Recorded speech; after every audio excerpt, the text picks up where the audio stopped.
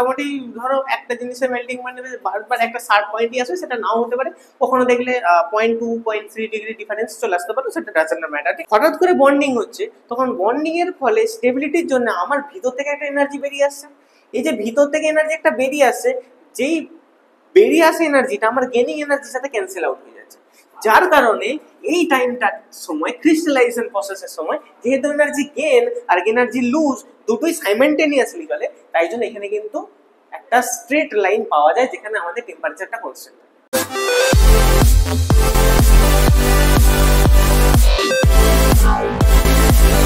Welcome to videos academy. আমরা আজকে শুরু করতে চলেছি ক্লাস 12 এর প্রথম চ্যাপ্টার সলিড স্টেট। ঠিক আছে, এইখানে যত যা পড়ানো হয় মোটামুটি আইসিএসসি সিলেবাসে সব টপিকই আলোচনা হবে এখানে। আজকে আমাদের একদম ফার্স্ট চ্যাপ্টার থেকে শুরু হচ্ছে, আজকে আমাদের ক্লাস 12 স্টার্ট হচ্ছে। তো চলো আজকে দেখি সলিড স্টেটে আমাদের কি কি আছে। তখন সলিড স্টেটের কথা বলবো, আমরা প্রথমেই কথা বলবো স্টেটস অফ ম্যাটার, যে স্টেটস অফ ম্যাটার কি কি আছে। তাহলে যদি আমরা বলি স্টেটস অফ ম্যাটার, ছোটবেলা থেকে আমরা পড়ে পড়ে আসছি স্টেটস অফ ম্যাটার। কি কি স্টেটস অফ ম্যাটার আছে? যে তিনটে আমাদের স্টেটস অফ ম্যাটার আছে। একটাকে আমরা বলি সলিড, একটাকে আমরা বলি লিকুইড, আর একটাকে আমরা বলি গ্যাস। এই তিন ধরনের স্টেটস অফ ম্যাটার আমরা নরমালি পেয়ে থাকি। এবার হচ্ছে আমরা এখানে কথা বলবো নরমালি সলিডের। এবার কথা বলার আগে আমরা একটু বেসিক ডেসক্রিপশন জেনে নেবো যে এদের মধ্যে আছে কি। আচ্ছা, যদি আমরা সলিডের কথা বলি তাহলে আমরা জানি এদের একটা রেগুলার শেপ আছে। মানে যখন তোমরা কোনো একটা সলিড অবজেক্ট দেখো তখন দেখতে পাও যে তাদের একটা রেগুলার শেপ আছে, মানে কোনো একটা শেপ আর সাইজে মেনটেন করে আছে। ঠিক আছে, তুমি তাকে যেখানেই রাখো তার সেই শেপটা বরাদ্দ থাকে। বাট লিকুইডে এমন ক্ষেত্রে হয় না। যেমন জল, তুমি যদি একটা বাটিতে দাও তো বাটির মতন শেপ হয়ে যায়, তুমি যদি গ্লাসে ঢালো গ্লাসের মতন শেপ হয়ে যাবে, বা তুমি যদি মেঝেতে ছড়িয়ে দাও তো মেঝের যেমন ভাবে স্লাইড আছে সেরকম ভাবে চলতে। মানে ওয়াটারের মানে জলে লিকুইডের কোনো শেপ সাইজ নেই, আর গ্যাসের তো নেই। ঠিক, তো এইভাবে যদি আমি বলি, যদি আমি একদম ফিজিক্যাল আর কেমিক্যাল প্রপার্টিসে ডাইরেক্টলি চলে আসি তাহলে সলিডে আমরা বলতে পারি যে সলিডের যেই মলিকিউলস গুলো আছে তার মলিকিউলস গুলো একটা মলিকিউলস আর একটা মলিকিউলের সাথে ক্লোজলি প্যাকড আছে। ঠিক আছে, এদের মধ্যে ক্লোজলি প্যাকিং সিস্টেমটা আছে, মানে একটা মলিকিউলস ধরো এখানে আছে আর একটা মলিকিউলস ঠিক তার কাছাকাছি আছে এবং সেম ভাবে আছে। এতে কি হচ্ছে, একটা মলিকিউল আর একটা মলিকিউলের সাথে খুব স্ট্রংলি ইন্টারঅ্যাক্ট করে আছে। একটা মলিকিউল আর একটা মলিকিউলের সাথে খুব স্ট্রংলি ইন্টারঅ্যাক্ট করে আছে। তুমি এটা মলিকিউল বলতে পারো। যদি বলো মলিকিউলের মধ্যে স্ট্রং অ্যাট্রাকশন তাহলে বলবো ইন্টার মলিকুলার অ্যাট্রাকশন। আর তুমি যদি বলতে পারো যে অ্যাটমের মধ্যে অ্যাট্রাকশন তাহলে বলবো ইন্টার অ্যাটমিক অ্যাট্রাকশন। বা তুমি যদি বলো পার্টিকেল বলো তাহলে ইন্টার পার্টিকেল অ্যাট্রাকশন। তুমি যা খুশি তাই করে জিনিসটাকে এক্সপ্লেন করতে পারো, কোনো সমস্যা নেই। তাহলে আমি যদি বলি দুটো পার্টিকেল বা অ্যাটমসের মধ্যে আমাদের কি হয়েছে, এটা হচ্ছে অ্যাট্রাকশনটা স্ট্রং আছে। অ্যাট্রাকশনটা স্ট্রং আছে মানে কি, বন্ডটা আমাদের স্ট্রং আছে, তাই জন্য একে একে ক্লোজ ব্যাকে আছে। তো এইখানে অ্যাট্রাকশনটা সব থেকে বেশি, এখানে আমাদের অ্যাট্রাকশনটা সব থেকে হাই। ঠিক, এইখানে অ্যাট্রাকশন আছে কিন্তু অতটা হাই নয়, মানে একটু দূরে দূরে পার্টিকেল গুলো আছে, তাই জন্য একটা ডেফিনেট শেপ সাইজ হয় না। এখানে আমরা বলবো অ্যাট্রাকশনটা একটু লো, মানে আমি একটা লাইন দিলাম। আর এইখানে তো অ্যাট্রাকশন সেরকম ভাবে নেই, গ্যাসের কোনো ধরনের হয় না। মানে তুমি যদি একটা জিনিস চিন্তা করো, ধরো তোমাকে একটা ডেফিনেট অ্যামাউন্ট অফ ওয়াটার দিচ্ছে, সেই ওয়াটারটাকে তোমাকে বলো যে একটা বাটিতে আছে, এটাকে তুমি গ্লাসে ঢেলে রাখো। তো তোমার হতে পারে শেপ সাইজ চেঞ্জ হলো, বাস ওয়াটারটা উড়ে চলে গেল না, ওয়াটারটা ওইখানেই আছে। কিন্তু তোমাকে বললো এখানে একটুখানি গ্যাস আছে, এই গ্যাসটা এখান থেকে এখানে আনো, তুমি এটা কোনোদিনও করতে পারবে না। এমনও হতে পারে যে তুমি গ্যাসটাকে আনতে যে উড়ে চলে গেল। তো ওদের কোনো ডেফিনেট শেপ সাইজে নেই, কিছুই নেই। তারা একটা পার্টিকেল আর একটা অ্যাটমের পার্টিকেলের সাথে এত বেশি ডিসট্যাচড হয়ে পড়ে আছে যে তারা একটা পার্টিকেল আর একটা পার্টিকেলের সাথে কোনো দেখা সাক্ষাৎ। তা এইখানে অ্যাট্রাকশনটা কিন্তু একদমই কম, এইখানে অ্যাট্রাকশনটা আমাদের একদমই লো বলতে হবে। ঠিক, আচ্ছা, যদি আমি অ্যাট্রাকশনটা লো বলি তাহলে আমি বলবো যে পার্টিকেলের মধ্যে ডিস্টেন্সটা এখানে সব থেকে বেশি, মানে ইন্টার অ্যাটমিক যে ডিস্টেন্স, ঠিক আছে, ইন্টার মলিকুলার ডিস্টেন্স সব থেকে ভালো হবে। আমি যদি বলি ইন্টার মলিকুলার ডিস্টেন্স, ইন্টারমলিকুলার ডিস্টেন্সের যদি কথা বলি তাহলে এখানে ইন্টারমলিকুলার ডিস্টেন্স ঠিক একদমই নেই। মানে অ্যাট্রাকশন যদি বেশি থাকে তাহলে ডিস্টেন্স একদমই কম থাকে, তাই জেনারেল কথা। সিমিলারলি এখানে ইন্টার মলিকুলার ডিস্টেন্সটা আমাদের আরো বেশি থাকবে, এটা একটু বেশি থাকবে। আর এখানে তো অনেক বেশি থাকবে, এখানে যে ডিস্টেন্সটা সেটা তো অনেক বেশি থাকবে। যেহেতু বেশি আছে তাই জন্য এদের কোনো মানে অ্যাট্রাকশনটা একদম কম। ঠিক, তো এইগুলো আমরা জেনারেলি পড়ে এসেছি, আমরা জানি মোটামুটি। হ্যাঁ, আর একটু বলে দিই, এখানে সলিডের যেমন melting point boiling point high হয়, কারণ বন্ড স্ট্রং আছে। এখানে মেল্টিং পয়েন্ট বয়লিং অতটা বেশিও হয় না, এখানে আরো কম হাই, এরকম তোমরা বলতে পারো। যাই হোক, আমরা এবার এই ক্লাস 12 এর যে প্রথম চ্যাপ্টারটা আছে সলিড, যেটা আমরা ডাইরেক্টলি আলোচনা করতে চলেছি, যে সলিড যে জিনিসটার মধ্যে তাতে আমরা কি জিনিসপত্র আমরা আরো এক্সপ্লেন করতে পারি, সেই জিনিসগুলোকে নিয়ে আমরা এতে আলোচনা করব। ঠিক আছে, তো আজকে আমাদের টপিক যেটা স্টার্ট হচ্ছে সেটা হচ্ছে আমাদের সলিড স্টেট।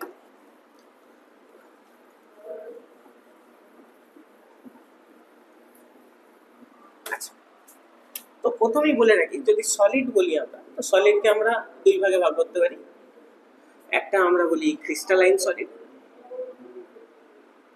ক্রিস্টালাইন বলতে পারে, ক্রিস্টালিন বলতে পারে, ক্রিস্টালিন সলিড বা ক্রিস্টালাইন সলিড বলতে পারে। আরেকটা আমরা বলি অ্যামারফাস সলিড।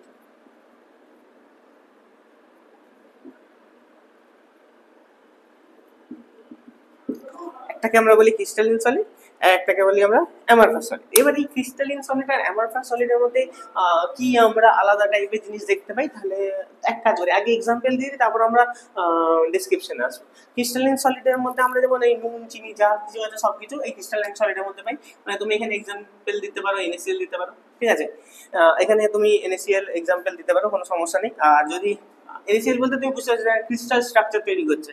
আচ্ছা, তুমি যদি অ্যামারফাসে যাও তাহলে তুমি বলতে পারো পিভিসি, ঠিক আছে।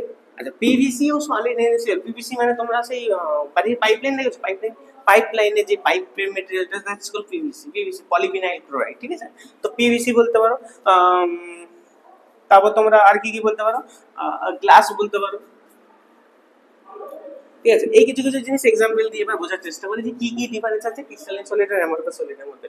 আচ্ছা, প্রথম কথা, ক্রিস্টালিন সলিড দ্বারা যাদের মধ্যে একটা অ্যারেঞ্জমেন্টের প্যাটার্ন থাকে। মানে তুমি ধরো সলিডের অ্যারেঞ্জমেন্ট দেখছো, আমাদের আলাদা আলাদা অ্যারেঞ্জমেন্ট থাকে। যেমন ধরো এখানে একটা মলিকিউল আছে, এখানে একটা মলিকিউল আছে, এখানে একটা মলিকিউল আছে, এখানে একটা মলিকিউল আছে, এখানে একটা মলিকিউল আছে, এখানে একটা মলিকিউল আছে, মাঝে মাঝে আবার এখানে ছোট ছোট ছোট ছোট কিছু কিছু মলিকিউল আছে, ঠিক। আবার সিমিলারলি এখানে আছে, এখানে আছে, এখানে আছে, দেখো এই টাইপের সলিডের মধ্যে দেখো তুমি তুমি ধরো এই অ্যাক্সিস বরাবর যাচ্ছ, তুমি ধরো না তুমি এই অ্যাক্সিস বরাবর যাচ্ছ, তাহলে দেখছো এই অ্যাক্সিস যখন যাচ্ছি তখন এই সাইডেও কিছু কিছু ছোট করছে, এই সাইডেও কিছু কিছু ছোট করছে, আবার কিছুটা দূরে যে আবার একটা বড় করছে, আবার একটা বড় করছে, ঠিক। তো সিমিলারলি তুমি যদি ধরো এইভাবে অ্যাক্সিস বরাবর আসো, এই ধরো একটা অ্যাক্সিস টানে, তুমি দেখতে পাচ্ছ দুদিকেই বড় বড় পার্টিকেলস, আবার দুদিকে ছোট ছোট পার্টিকেলস, আবার দুদিকে ছোট ছোট পার্টিকেলস, বড় বড় পার্টিকেলস, ছোট ছোট পার্টিকেলস, এরকম করে মোটামুটি। আবার তুমি যদি বলো জেড অ্যাক্সিস বরাবর এরকম ভাবে যাবে, তাও তুমি একটা সিমিলার প্যাটার্ন পাবে। সিমিলার প্যাটার্ন মানে যেদিক দিয়ে খুশি যাও দুদিকে তুমি প্যাটার্নের মধ্যে কিছু না কিছু কমন পাবে, যে এই দিকেও যেমন প্যাটার্ন আছে, এদিকেও যেমন প্যাটার্ন আছে। মোট কথা বলতে এটাই চাইছি যে এদের মধ্যে যে স্ট্রাকচারটা হয়, স্ট্রাকচারটা খুবই মানে কি বলবো, প্যাটার্নই বলতে হবে না, এই জিনিসগুলোকে প্যাটার্নই বলো। মানে আমি যদি বলি এর পর বি, তারপর সি, তারপর ডি, এইটা যেমন একটা প্যাটার্ন, তেমন প্রথমে একটা বড়, তারপর ছোট, একটা বড়, তারপর ছোট, আবার বড়, একটা ছোট, এরকম করে একটা প্যাটার্ন থাকবে, ঠিক। তো এটা হচ্ছে ক্রিস্টালিন সলিড। আর সিমিলারলি তুমি যদি অ্যামারফাস সলিডে যাও, এদের মধ্যে কোনো ধরনের প্যাটার্ন থাকে না। ধর এখানে একটা বড় আছে, ধর এখানে একটা ছোট আছে, এখানে একটা বড় আছে, এখানে ছোট আছে, তুমি ভাববে এর পরের আবার নিশ্চয়ই বড়ই থাকবে, না, এরকম একটা থাকতে পারে, আবার এরকম একটা থাকলো, আবার এখানে একটা এরকম থাকলো, আবার একটা বড় থাকলো, আবার এখানে একটা এরকম থাকলো, এখানে ছোট থাকলো, আবার বড় থাকলো, মানে কোনো প্যাটার্ন নেই, যেমন খুশি তেমন করে বিক্রি আছে। তা বলে কি সলিড না? হ্যাঁ, অবশ্যই সলিড, সলিড তো অবশ্যই, কিন্তু এদের মধ্যে কোনো প্যাটার্ন নেই, এদের মধ্যে কোনো একটা প্যাটার্ন আছে, ঠিক। তাই জন্য এদের একটা নাম দেওয়া আছে, এদের একটা নাম দেওয়া আছে, ঠিক আছে। এই যে প্যাটার্নের জন্য এদেরকে বলা হয় অ্যানাইসোট্রপিক। প্যাটার্ন যেহেতু একটা আছে তাই জন্য এদিকে বলা হয় অ্যানাইসোট্রপিক, আর এদেরকে বলা হয় আইসোট্রপিক, ঠিক। অ্যানাইসোট্রপিক বলা হয় আর আইসোট্রপিক বলা হয়, ঠিক। এদের যেই প্যাটার্নটা হয় তারা লং রেঞ্জে ফলো করে। এদের কোনো মানে এদের দেখো একটা বড়, একটা বড়, বড় বড় একটা লং রেঞ্জে প্যাটার্ন থাকে। এমন নয় যে তুমি তো এদিক দিয়ে আসে দেখো একটা বড় পেলে, আবার একটা ছোট পেলে, আবার একটা বড় পেলে, আবার একটা ছোট পেলে, দেখো প্যাটার্ন চেঞ্জ হয়ে গেল। সেম, বুঝতে পারলে? মানে এইখানে যে প্যাটার্ন থাকে সেটা শর্ট রেঞ্জে থাকে। মানে এমন নয় যে নেই, প্যাটার্ন থাকে, বাট একদম অল্প সময়ের জন্য থাকে। বাট তুমি যখন ক্রিস্টালিন সলিডে দেবে তখন কিন্তু এখানে প্যাটার্নটা অনেকটা লং টাইমের জন্য থাকবে। তাই জন্য আমরা এখানে বলে থাকি লং রেঞ্জ প্যাটার্ন ফলোস, এটা তুমি বলতে পারো, বা long range order follows. Similarly এখানে তুমি লিখবে শর্ট রেঞ্জ অর্ডার ফলোস, ঠিক। আচ্ছা, এই কিছু কিছু গেল। তারপর তুমি কি বলতে পারো যে ক্রিস্টালিন সলিডের একটা শার্প মেল্টিং পয়েন্ট থাকে, এদের কোনো একটা শার্প, হ্যাঁ মেল্টিং পয়েন্ট তো অবশ্যই থাকে বাট অতটা শার্প না, এদের একটা শার্প মেল্টিং পয়েন্ট থাকে।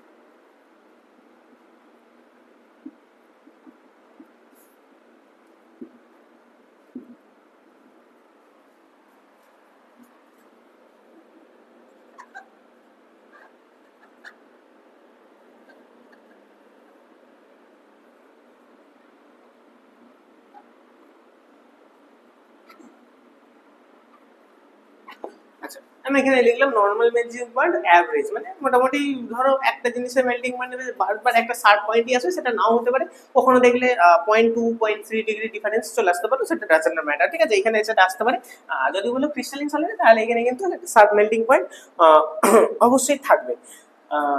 ঠিক, এদেরকে আমরা কি বলে, এবার যদি আমি এদেরকে একটুখানি গ্রাফ এঁকে তোমাদেরকে বোঝাই, কুলিং গ্রাফ, নেক্সট প্যাটার্ন হচ্ছে কুলিং গ্রাফ। কুলিং গ্রাফ দেখো তুমি কিন্তু ক্রিস্টালিন সলিড আর অ্যামরফাস সলিডকে আলাদা করতে পারো। ধরো গ্রাফটা তুমি যদি বলো, এক কাজ করছি, ক্রিস্টালিন সলিডের গ্রাফটা এখানে আঁকছি আর অ্যামরফাস সলিডের গ্রাফটা এখানে আঁকছি।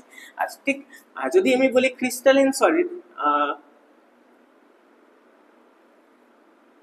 ধরো এদিকে টেম্পারেচার আছে, টেম্পারেচার, আর এদিকে তোমার টাইম আছে, ঠিক আছে, মানে এটা হচ্ছে কুলিং গ্রাফ, ঠিক, কুলিং গ্রাফ।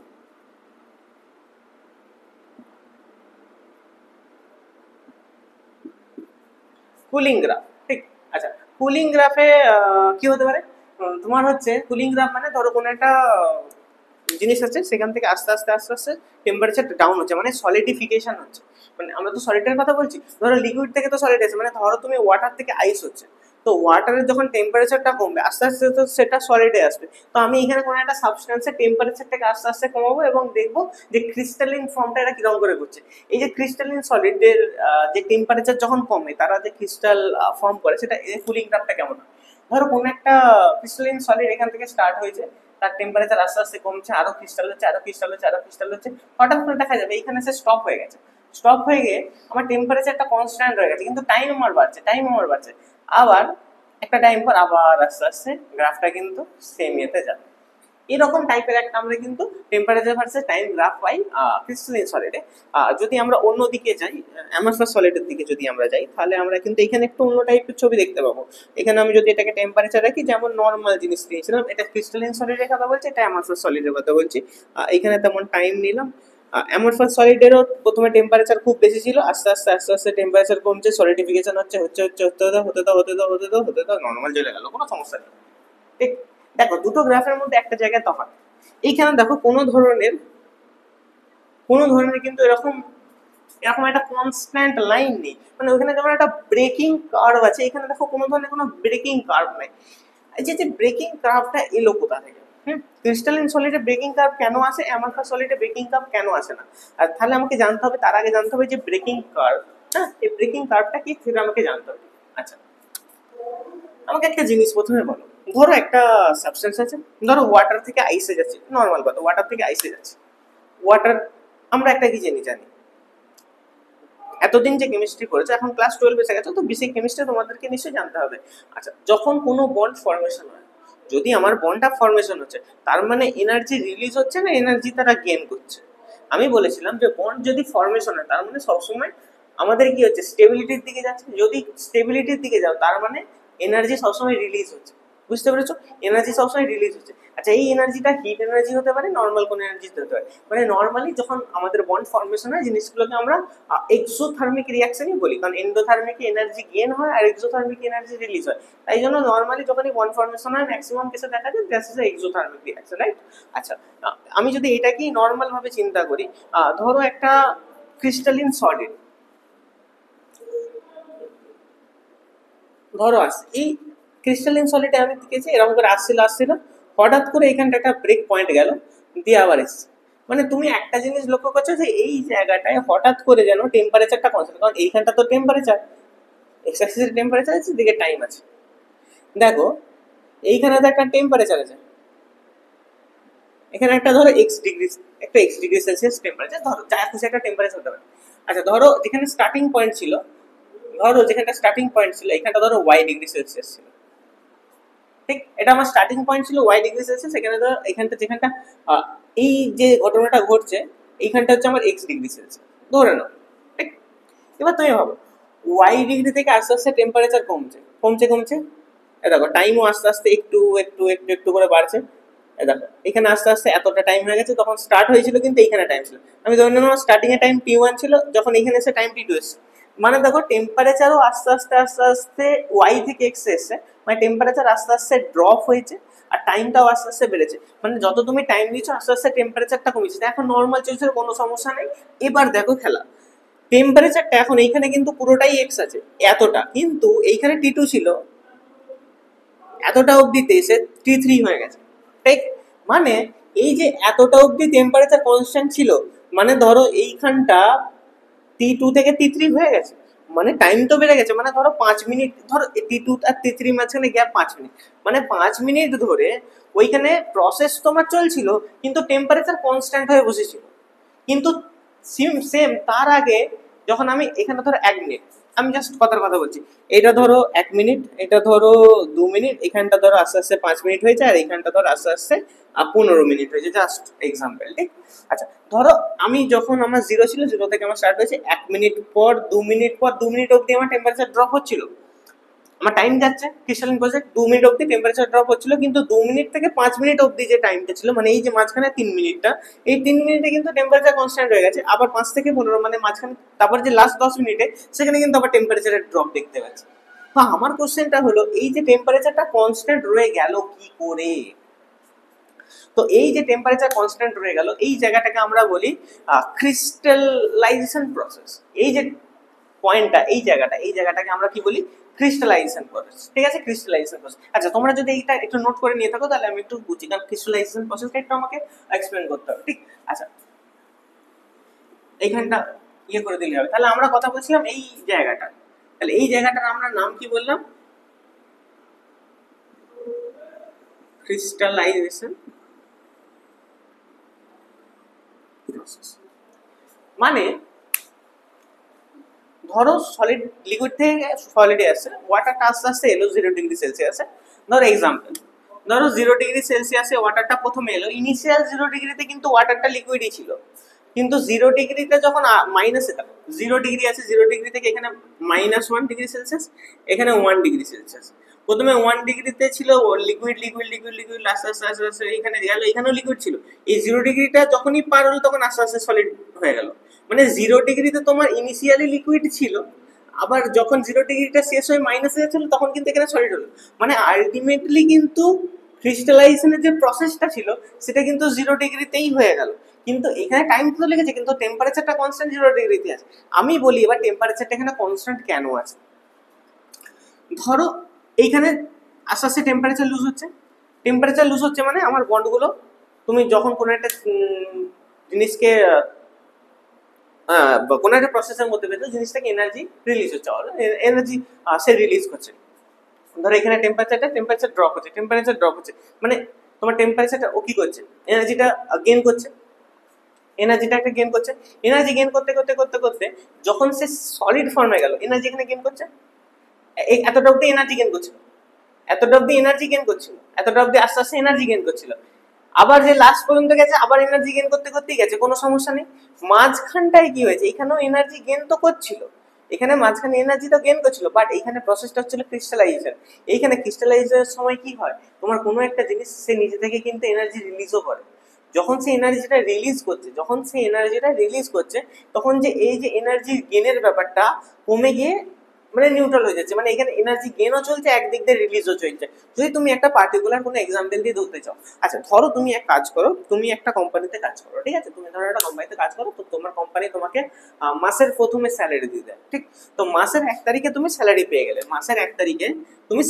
গেলে, এবার এই 1 তারিখের স্যালারিটা তুমি 30 দিন অবধি যাচ্ছে, তো তোমার স্যালারি আস্তে আস্তে হচ্ছে 30 তারিখ করে শেষ হয়ে গেল, দিয়ে আবার তোমার 1 তারিখে আবার স্যালারি পেয়ে আবার চলছে, এটা নর্মাল প্রসেস, যেমন অ্যামার প্রসেস হয়। এখানে প্রথমে তুমি লুজ করতে করতে করতে করতে করতে শেষ হয়ে গেল, ব্যাস কাজ শেষ, 30 দিনে এনার্জি শেষ হয়ে গেল, মানে এখানে যে তোমার পয়সার ভ্যালুটা থাকবে তখন একদম নর্মাল এরকম চলবে, কোনো ব্যাপার না, মানে আস্তে আস্তে শেষ হয়ে হয়ে হয়ে হয়ে যাচ্ছে, কোনো চাপ নেই, তুমি পাচ্ছ না।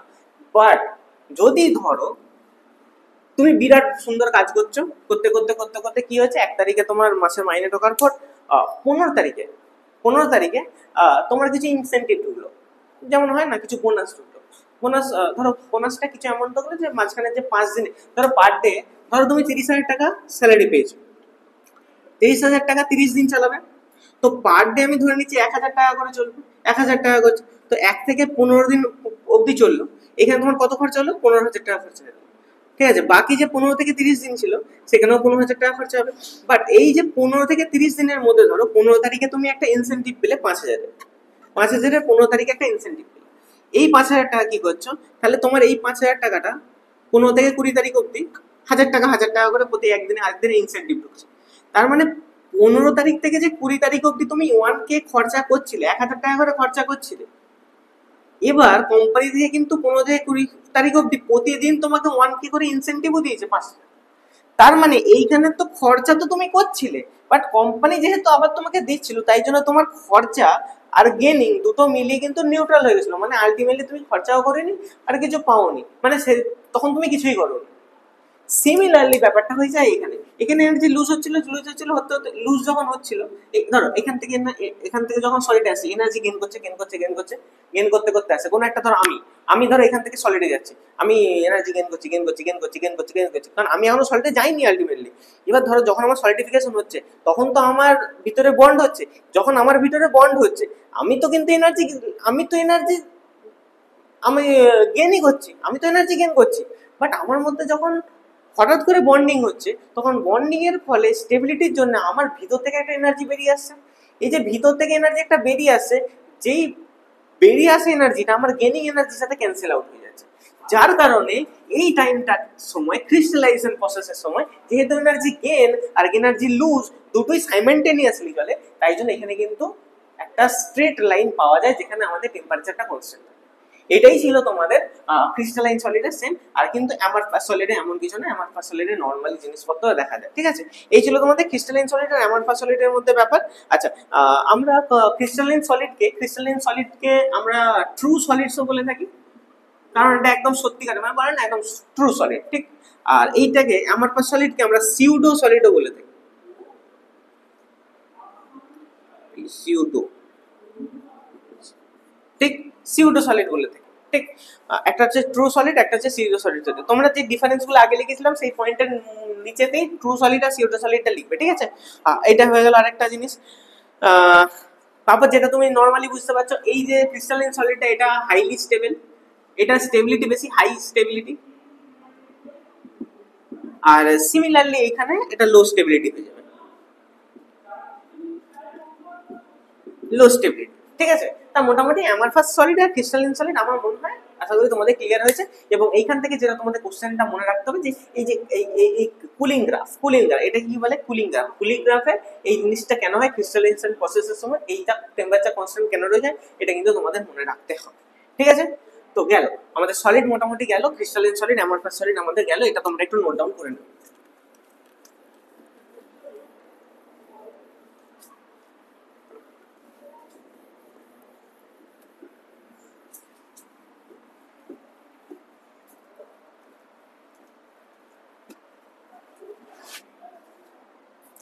নেক্সটলি এই যে ক্রিস্টালিন সলিড আর অ্যামারফাস সলিডকে আমরা করলাম, নেক্সটলি ক্রিস্টালিন সলিডকে আমরা আরো অনেকভাবে ভাগ করতে পারি। আমরা এখানে একদম ভাগটা আজকে দেখে নেব।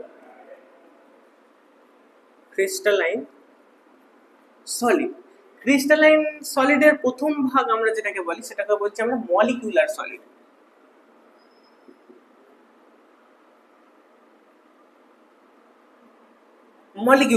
ঠিক আছে, মলিকিউলার সলিড হয়ে গেল। ক্রিস্টালাইন সলিডের আরেকটা ভাগ আয়নিক সলিড,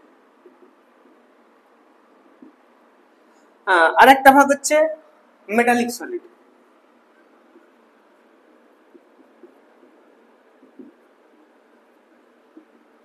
মেটালিক সলিড হয়ে গেল।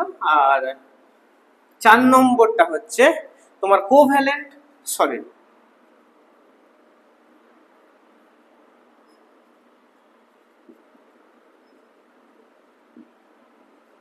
কোভ্যালেন্ট সলিড, ঠিক আছে। মেটালিক মলিকুলার সলিডকে ফার্দার আমরা কিন্তু 3টে আলাদা আলাদা ভাগে ভাগ করতে পারি। প্রথমেরটা আমরা বলবো নন পোলার মলিকিউলার সলিড, একটা হচ্ছে পোলার মলিকিউলার সলিড, আর একটা আমরা বলবো এই hydrogen bonding, actually hydrogen molecular solid বলে হাইড্রোজেন বন্ডিং বললে খুব ভালো, ঠিক আছে। তো হাইড্রোজেন মলিকুলার সলিড, তো এই ক্রিস্টালাইন সলিডের এইটা আমাদের কিছু ছিল, মানে ক্লাসিফিকেশন ছিল। এই ক্লাসিফিকেশন গুলোকে আমরা নেক্সট যে ক্লাস আসবে সেই ক্লাসে আমরা এই প্রত্যেকটা ক্লাসিফিকেশনের প্রত্যেকটা জিনিসকে বিস্তারিত আলোচনা করব। আজকের ভিডিওতে তোমরা যেগুলো করবে এগুলি তোমরা প্র্যাকটিস করবে নিজেরা, এইগুলো হবে নেক্সট ভিডিওতে, দেখা হবে নেক্সট ভিডিওতে। Thank you.